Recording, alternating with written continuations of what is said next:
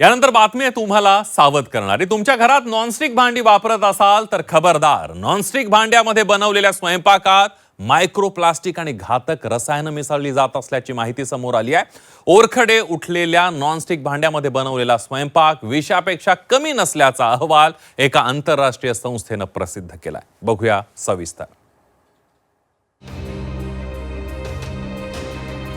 स्वयंपाकासाठी नॉनस्टिक भांडी वापरताय, खबरदार।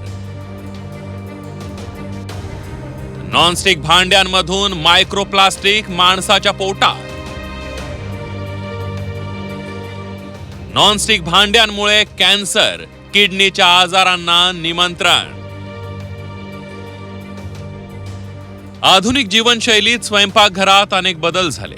या बदलांमध्ये प्रामुख्याने स्वयंपाकाची भांडी बदलल्याचं दिसून येत आहे। तांब्या पितळेच्या भांड्यांऐवजी आता स्टीलची भांडी वापरात आहेत। त्यातही केलेला स्वयंपाक करपू नये यासाठी नॉनस्टिक भांड्यांचा वापर होऊ लागलाय।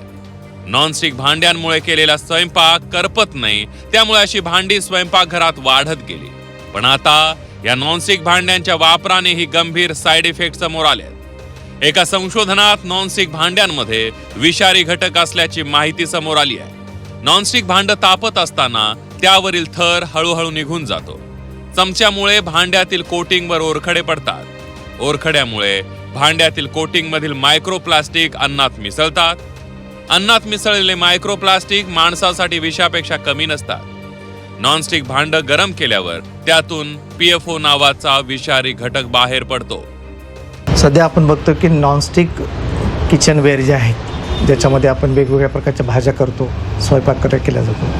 पण आता अशात एक संशोधनातून बाब लक्षात आलेली आहे की हे जे काही कोटिंग असतं, जे काळ्या रंगाचं कोटिंग वापरलं जातं, त्याच्यामध्ये PFO नावाचं कृत्रिम प्लास्टिक वापरलं जातं। आणि जेव्हा स्वयंपाकघरामध्ये आपण वेगवेगळ्या चमचा किंवा उलटणं याच्याने ज्यावेळी ते स्क्रॅचेस वगैरे येतात, त्याच्यातून एक प्रकारची जी वाफ निघते, हे कृत्रिम प्लास्टिक जे आहे याच्यामुळं सध्या गंभीर आजारांना निमंत्रण दिल्याची खूप घटना संशोधनातून समोर आलेली आहे। तर या सध्याच्या घडीला नॉनस्टिक वेअर जे आहेत ते वापरणं हे खूप धोक्याचं झालेलं आहे।